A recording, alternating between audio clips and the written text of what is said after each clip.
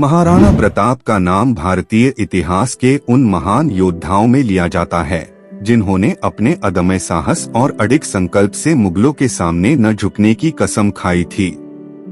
उनकी वीरता, आत्मसम्मान और अपने राज्य की रक्षा के प्रति उनकी प्रतिबद्धता एक प्रेरणादायक गाथा है जिसे हर भारतीय अपने दिल में संजोकर रखता है।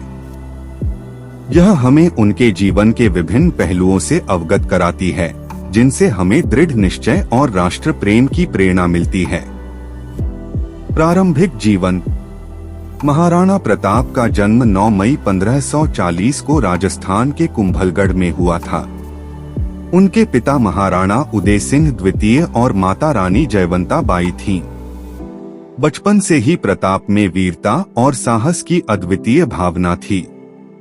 उन्होंने केवल 14 वर्ष की उम्र में घुड़सवारी और हथियार चलाने का प्रशिक्षण लेना शुरू कर दिया था।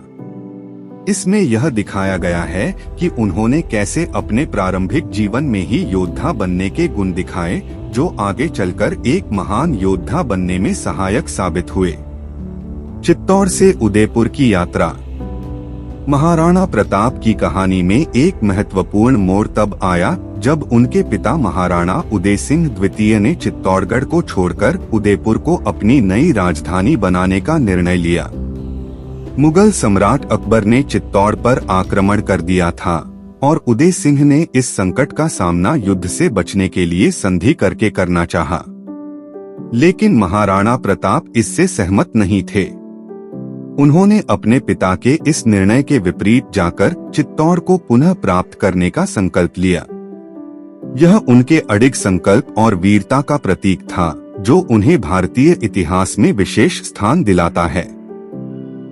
हल्दी घाटी का युद्ध का एक महत्वपूर्ण अध्याय 1576 में हल्दी घाटी के युद्ध के रूप में दर्ज है। यह युद्ध महाराणा प्रताप और मुगलों के बीच हुआ था जिसमें मुगल सेना का नेतृत्व अकबर के सेनापति मान सिंह प्रथम ने किया था। इस संघर्ष को भारतीय इतिहास में एक निर्णायक युद्ध माना जाता है। महाराणा प्रताप की सेना के पास केवल 20,000 सैनिक थे जबकि मुगल सेना में लगभग 80,000 सैनिक थे।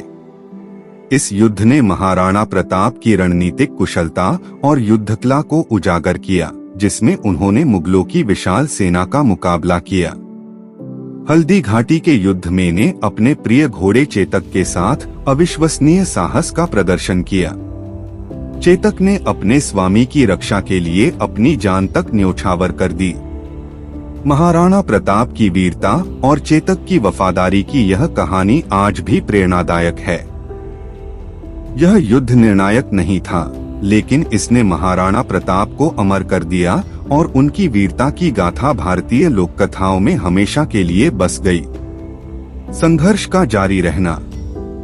हल्दी घाटी के युद्ध के बाद भी महाराणा प्रताप ने हार नहीं मानी।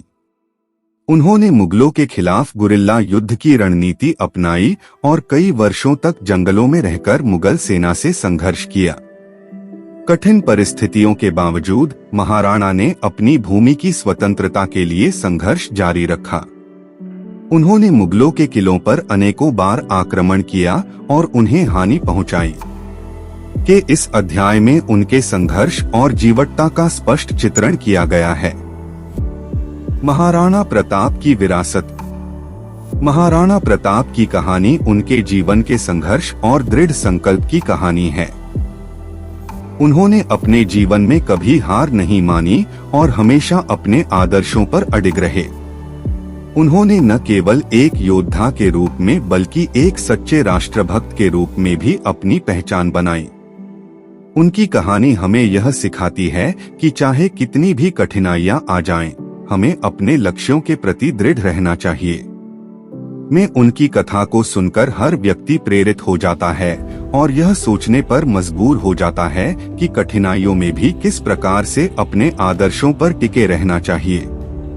महाराणा प्रताप का जीवन एक प्रेरणादायक गाथा है जो हमें साहस, निष्ठा और आत्मसम्मान की सीख देता है।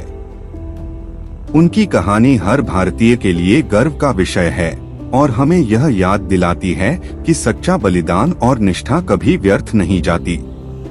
उनकी वीरता और संकल्प की गाथा को बार बार सुनाया जाता है, जिससे हमें यह प्रेरणा मिलती है कि जीवन में कितनी भी कठिनाइयां क्यों न आएं, हमें अपने लक्ष्यों के प्रति दृढ़ रहना चाहिए।